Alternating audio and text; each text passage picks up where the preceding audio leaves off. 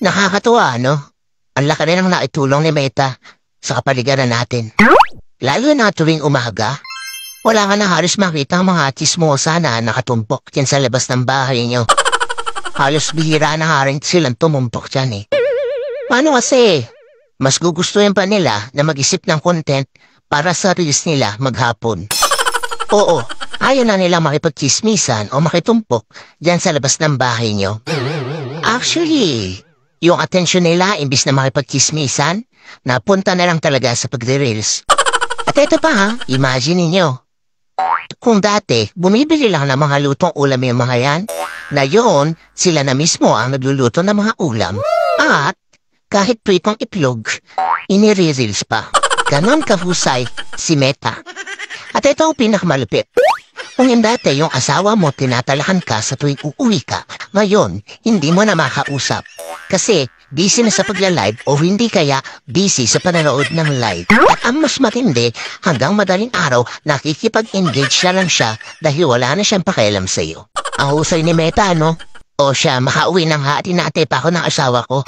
Itang re-release pa niya daw kasi to baka mapagalitan ako. O siya, bye guys!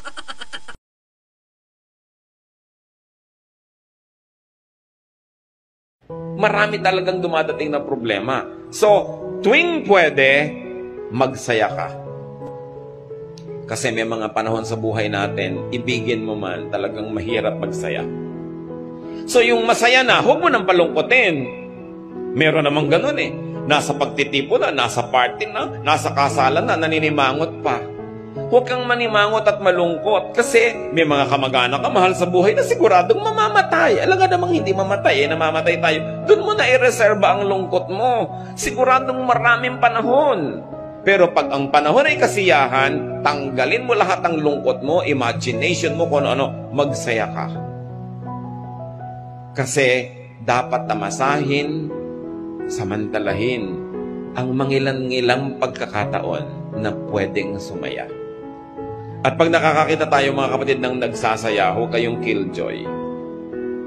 Sa mga nagbabalak po na mang-iwan ng asawa niya, sa mga nakakakita na ng iba, tandaan mo, once na iniwan mo ang iyong mag-ina, napakalaki ang magiging impact nito sa pakikitungo nila sa'yo. Hindi yung parang babalik ka lang na parang wala lang. Hindi yun parang ayos lang pagkatapos mong gawin yon. Hindi yun parang babalik ka lang na normal lang uli ang inyong relasyon. No? Walang ganon. Pag sinaktan mo ang iyong mag-ina, sinaktan mo ang anak mo, sinaktan mo ang pamilya mo, of course, merong magiging balik ito sa'yo sa pakikitungo nila sa'yo. So, meron at meron itong babaguhin sa pagharap nila sa buhay. Meron at meron itong babaguhin sa pagharap nila sa tao at higit sa lahat, meron at meron itong babaguhin sa pagharap nila sa'yo.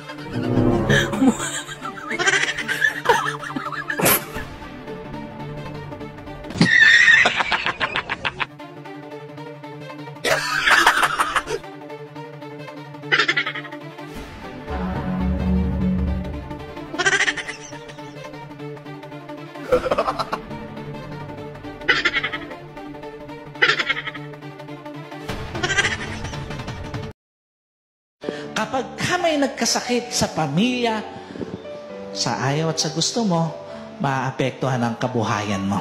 Napansin niyo po, pag may nagkasakit sa atin, hindi natin ginagawa before, gagawin natin.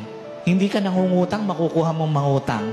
Hindi ka nanghihingi, makukuha mong manghingi. Isa sa mga bunga ng hindi natin pagsunod sa Panginoon, Manghihingi ka kahit minamaliit ka. Mangungutang ka kahit nahihiya ka. Ang problema, hindi naman sa lahat ng panahon may magpapautang sa'yo. Totoo po ba yun? Hindi sa lahat ng panahon may magbibigay sa'yo. Ikalawa, pag may nagkasakit sa miyembro ng pamilya, hindi lang kabuhayan, maging yung mga plano ng pamilya. Sa ayaw at sa gusto mo, maaapektuhan ang plano ng pamilya once na dumako ang sakit sa pamilya. Kung breadwinner ka, dalawang dagok ito sa loob ng pamilya. Nagkasakit ka na, naapektuhan pa kabuhayan ng pamilya. Kaya nga po, yung sinasabi ng maraming tao na kayamanan natin, yung kalusugan natin na yan yung meron tayo ngayon, kayamanang malaki yan. Biyayang malaki mula sa Panginoon. Kasi, pansinin mo, hindi mo kailangang mangutang para sa gamot. Hindi mo kailangang manghingi para doon sa gamot. At the same time, yung mga plano ng pamilya, magagawa nyo pa. Kapag may nagkasakit sa pamilya, sa ayaw at sa gusto mo, maaapektuhan ang kabuhayan mo. Napansin nyo po, pag may nagkasakit sa atin, hindi natin ginagawa before, gagawin natin. Hindi ka nangungutang, makukuha mong mangutang. Hindi ka nanghihingi, makukuha mong manghingi. Isa sa mga bunga ng hindi natin pagsunod sa Panginoon, manghihingi ka kahit minamaliit ka, mangungutang ka kahit nahihiya ka. Ang problema, hindi naman sa lahat ng panahon may magpapautang sa'yo. Totoo po ba yun? Hindi sa lahat ng panahon may magbibigay sa'yo. Ikalawa, pag may nagkasakit sa miyembro ng pamilya, hindi lang kabuhayan, maging yung mga plano ng pamilya. Sa ayaw at sa gusto mo, maaapektuhan ang plano ng pamilya once na dumako ang sakit sa pamilya. Kung breadwinner ka, dalawang dagok ito sa loob ng pamilya. Nagkasakit ka na, naapektuhan pa kabuhayan ng pamilya. Kaya nga po, yung sinasabi ng maraming tao na kayamanan natin, yung kalusugan natin na yan yung meron tayo ngayon, kayamanang malaki yan. Biyayang malaki mula sa Panginoon. Kasi, pansinin mo, hindi mo kailangang mangutang para sa gamot. Hindi mo kailangang manghingi para doon sa gamot. At the same time, yung mga plano ng pamilya, magagawa nyo pa. Totoo ba, bilang magulang, napakalungkot na iiwan mo na mga anak mo, nakabaon pa sa kahirapan. Totoo po ba yan sa mga magulang? Yung pauwi ka na sa Panginoon, pero yung mga anak mo, nakabaon pa sa kahirapan. Bilang magulang, napakalungkot na iiwan mo na yung mga anak mo, hindi mo pa alam kung paano sila mabubuhay pag wala ka na. At napakalungkot bilang magulang na iiwan mo na yung mga anak mo, hindi mo pa alam kung ano na magiging kinabukasan nila. Kaya nga po, sa lahat ng mga magulang, magiging magulang, pinakamakabuluhang role na ibinigay ng Diyos sa atin ang maging mabuting magulang sa ating mga anak. Sa mga may pamilya na ngayon, magpapamilya pa lang, tandaan nyo, pinakamagandang role na ibinigay sa atin ng Diyos, maging magulang. Pinakamaganda, pinakamasayang moment na ibinigay ng Diyos sa atin, naging bahagi tayo ng isang pamilya.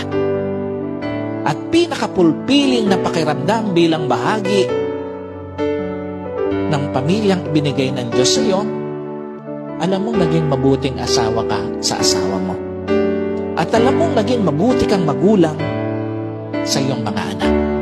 Pag may naninira sa'yo, pag may taong galit sa'yo, pag may taong inggit sa'yo, ibig sabihin niyan mas magaling ka, mas marunong ka, mas mabait ka. Pabayaan mo silang mainggit at magalit. Hanggat wala kang ginagawang masama, patuloy lang sa buhay, patuloy sa paggawa ng mabuti. Dahil habang umaangat ka, mas lalo silang bumababa. Balang araw, malayong malayo ka na. Habang sila, inggit pa rin, galit pa rin. Hanggat patuloy nilang kinukumpara sarili nila, hindi sila uunlad. Kung ano mang meron ng ibang tao, kung ano man ang estado nila sa buhay, kung malayo man ang narating nila, mas mabait man sila, mas magaling man sila, huwag kang mainggit at huwag mo ikumpara. Gawin mong inspirasyon para ikaw din magkaroon. Dahil walang tao na magkapareho. Ikaw ay ikaw, siya ay siya, ako ay ako. Bakit di mo hanapin ang talento mo? Hanapin mo ang kagalingan mo, hanapin mo ang kabaitan mo, at hanapin mo ang pagkatao mo. Tandaan mo, ang pag-angat ng ibang tao ay hindi ikabababa ng kalagayan mo. Ang sarap sa feeling sabihin sa sarili mo, umangat ako dahil sa pinaghirapan ko, hindi yung umangat ako kasi may inapakan akong tao.